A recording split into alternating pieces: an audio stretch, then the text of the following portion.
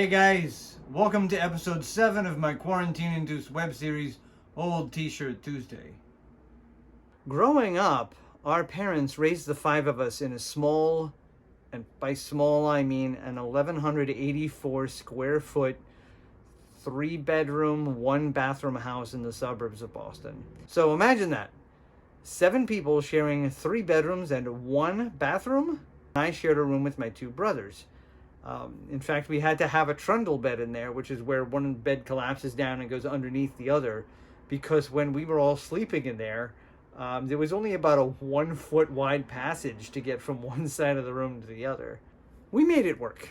Although, in fairness, the close quarters were probably the number one reason why my sister Mary, who was the second oldest in line, basically moved out right after high school. My brother Eddie, the oldest, moved out probably within a year or 2 after that.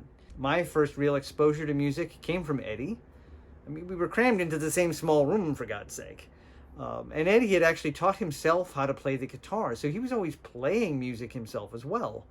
Well, along the way, I developed a particular interest in piano music, more specifically, Billy Joel and Elton John music. Eddie had all of the albums, so I listened to them all the time, pretty much to the exclusion of everything else.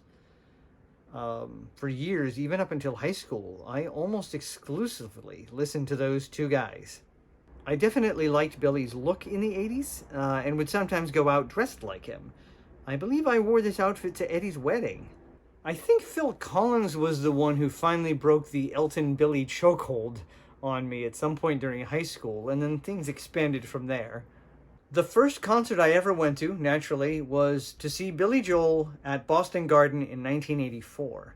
Now, I do remember that I was pretty sick at the time. In particular, I had a very bad cough, but we had already bought the tickets, and by the time the show date actually came around, I wasn't coughing as much, so I insisted on going to the show, and my parents relented. Eddie was the one going with me. We had balcony seats, so we weren't close to the stage at all, but I didn't really care. I was still excited, and I enjoyed the show immensely. I tried singing along a few times, but every time I tried, the cough would come back, so I just had to be content listening. Now, I didn't really have a ton of friends in high school, but a few of the ones that I did have also happened to be big Billy Joel fans, too. Well, my sister Mary was working at the time for the now long ago defunct Ticketron in Boston. I ended up taking a summer job there between my junior and senior years in the summer of 1986. So when Billy Joel went on tour with his new album, The Bridge, in 1986 and 1987, my friends and I were very excited. Probably the best perk about working at Ticketron was that whenever a big show was coming to town, they would always let the employees buy a few tickets for themselves before they would take any calls from customers. It was great. In the 2 summers that I worked there, 86 and 87, I don't think I ever sat anywhere further back than the 11th row.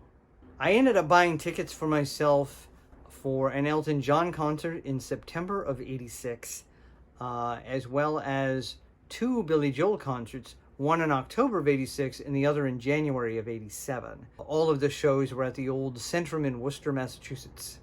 I remember for that January show, it was snowing out pretty badly, but we didn't care. About 4 or 5 of us packed into the car and drove out to Worcester to see our boy Billy. And just look at those ticket prices. Those are floor seats, close to the stage. Needless to say, I became a very popular guy among the few friends that I let in on my little secret. This is one of the oldest t-shirts, if not perhaps the oldest t-shirt that I still have. I wore it a lot, and the material started becoming so thin through the repeated wearing and washing that I started seeing my skin through it. So at that point, I decided that rather than let it die, I would just retire it. Well, in the summer of 1994, Billy Joel and Elton John went on tour together. It seemed like a dream come true. Of course these 2 piano geniuses should play together. It was brilliant. I went to see them at Foxborough Stadium in mid-July with a group of family and friends, and it was so much fun. The crowd was standing for the entire show. I was singing along to every single song. In fact, at one point, this woman in front of me turned around and just said, "You know every song!" So I bought this t-shirt at that show, and it's basically in mint condition because I haven't worn it very much. I think that's partly because it's a large. I tend to prefer medium t-shirts, which I said in my very first episode. But it's what they had left because I bought it after the show while we were all walking out. And I also think partly because I started thinking maybe it was a little weird to walk around with a t-shirt with two people's giant faces on it. I mean, granted, it was the face-to-face tour. That's what they called it, but still. There's no text on the front saying who they are or that, you know, this was Foxborough Stadium or anything. The back of the shirt does at least list the locations of the shows. So there is that. Well, I guess that's it for this episode. I gave you another multi-t-shirt one. So I'll let the Boston Harbor Boys and myself play you out. And in the meantime, stay safe and I'll see you next time. I was a bayman like my father was before. Can't make a living as a bayman anymore.